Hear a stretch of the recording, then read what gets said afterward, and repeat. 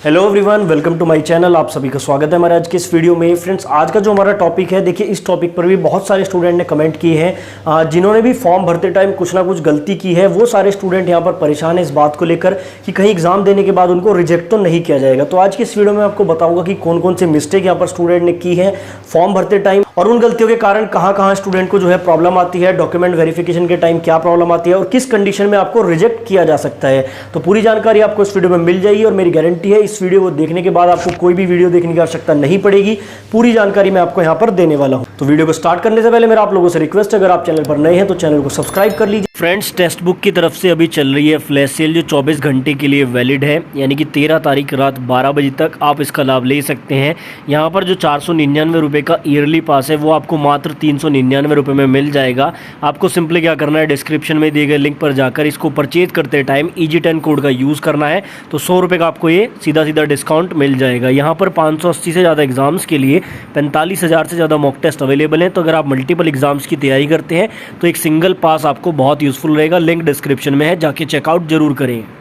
चलिए बात करते हैं आज का जो हमारा टॉपिक है, common mistakes while filling the form. जब आप फॉर्म भरते हैं तो कई बार क्या होता है, ना चाहते हुए भी कुछ गलतियां स्टूडेंट यहाँ पर कर देता है। कई बार जो है आपका जो है डेट ऑफ बर्थ में मिस्टेक आती है। कुछ कॉमन जो प्रॉब्लम है यहाँ पर फॉर्म भरते टाइम वो इस प्रकार से है, आपकी डेट ऑफ बर्थ यहाँ पर गलत आपने भर दी है। उसके अलावा यहाँ पर मदर नेम फादर नेम की जो स्पेलिंग है उसमें कोई मिस्टेक कर दी है, या फिर बीच में आपने स्पेस नहीं दिया है। ठीक है, स्पेलिंग मिस्टेक, स्पेस मिस्टेक हो सकती है। रोल नंबर या फिर रजिस्ट्रेशन नंबर में गलती कर देते हैं कि जो आपके 10th का रोल नंबर है वो आपने गलत भर दिया है, रजिस्ट्रेशन नंबर गलत भर दिया है। या फिर कुछ स्टूडेंट का यहाँ पर सवाल रहता है कि सर मैंने 12th का यहाँ पर रोल नंबर भर दिया है जबकि वहाँ पर मुझे 10th का भरना था।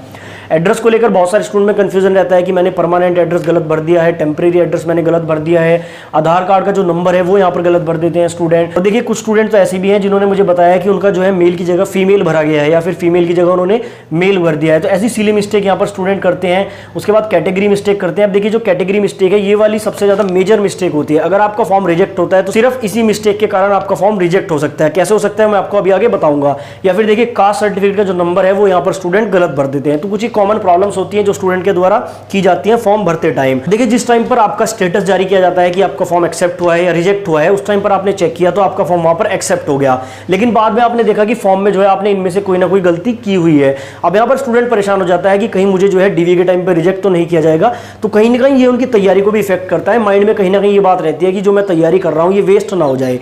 प्रॉब्लम की अगर मैं बात करूं तो देखिए एग्जाम देते टाइम तो आपको कोई भी प्रॉब्लम नहीं आएगी, क्योंकि देखिए जब आप एग्जाम देने जाते हैं तो वहां पर ये चीजें चेक नहीं की जाती हैं, सिर्फ आपकी आईडी चेक होती है। तो वहां पर तो आपको प्रॉब्लम नहीं आएगा, आप एग्जाम दे देंगे। लेकिन उसके बाद देखिए आपको जो प्रॉब्लम आती है वो डॉक्यूमेंट वेरिफिकेशन के टाइम पर आती है, यानी कि डीवी के टाइम पर आती है। और डीवी के टाइम पर प्रॉब्लम क्या आती है, सबसे पहली तो प्रॉब्लम आती है कि आपको कुछ एक्स्ट्रा डॉक्यूमेंट वहां पर दिखाने पड़ते हैं। अगर आपने इनमें से कोई गलती की है तो आपको एक्स्ट्रा डॉक्यूमेंट वहां पर दिखाने पड़ेंगे। जैसे अगर मान लेते हैं कि यहाँ पर जो है आपने फादर नेम या मदर नेम के स्पेलिंग में मिस्टेक की है, तो वहां पर क्या होगा, डॉक्यूमेंट वेरिफिकेशन के टाइम पर आपको एक्स्ट्रा डॉक्यूमेंट लेकर जाने पड़ेंगे। यानी कि आपको अपने फादर का वोटर आईडी कार्ड या फिर आधार कार्ड ले जाना पड़ेगा। यानी कि आपको वहां पर प्रमाणित करना पड़ेगा कि आपके फादर का जो नाम है वो एक्चुअल में यही है। दूसरा यहाँ पर देखिए, अगर आप इनमें से कोई मिस्टेक करते हैं और वो डॉक्यूमेंट वेरिफिकेशन के टाइम पर जो है आपकी मिस्टेक पकड़ी जाती है, तो वहां पर आपको जो है एक्स्ट्रा टाइम लगने वाला है। आपको जो है 4 दिन बाद, 5 दिन बाद बुलाया जा सकता है या फिर 15 दिन बाद आपको बुलाया जा सकता है। तो कहने का मतलब क्या है कि नॉर्मल टाइमिंग से ज्यादा टाइम आपको लगेगा अगर आपने इनमें से कोई मिस्टेक की है, क्योंकि आपके डॉक्यूमेंट्स को वो अच्छे से फिर जो है वेरीफाई करते हैं। अब सॉल्यूशन की अगर बात करते हैं तो भी आपकी ये प्रॉब्लम है। इनका सिंपल सा एक सॉल्यूशन क्या है, देखिए अगर आपने इनमें से कोई भी मिस्टेक की है तो आपको क्या करना होगा, सबसे पहले तो आपको अपने ओरिजिनल डॉक्यूमेंट वहां पर दिखाने होंगे। आपने अगर रोल नंबर गलत भरा है तो जिसमें आपका रोल नंबर सही है आपको वो डॉक्यूमेंट वहां पर ओरिजिनल दिखाना होगा।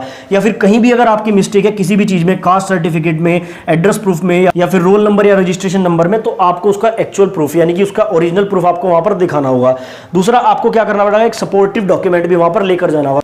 सपोर्टिव डॉक्यूमेंट से मेरा क्या मतलब है, मान लीजिए आपने मदर नेम या फादर नेम में कोई गलती करी है तो आपको अपने फादर का आधार कार्ड वहां पर शो करना पड़ेगा, उनको दिखाना पड़ेगा। साथ ही यहाँ पर देखिए आपको एक एफिडेविट दिखाना होता है, यानी कि आपको एक एफिडेविट बनवाना होता है जो आपके नजदीकी कोर्ट से बन जाता है। 100 से 150 रुपए आपका एफिडेविट बन जाता है। वहां पर प्रमाणित किया जाता है जो ओरिजिनल डॉक्यूमेंट है उसमें आपका नाम ये है, तो सत्यापित कर देते हैं। तो बेसिकली यहाँ पर आपके 3 डॉक्यूमेंट्स लगते हैं। इन 3 डॉक्यूमेंट्स को लगाकर आप डॉक्यूमेंट वेरिफिकेशन को क्लियर कर सकते हैं।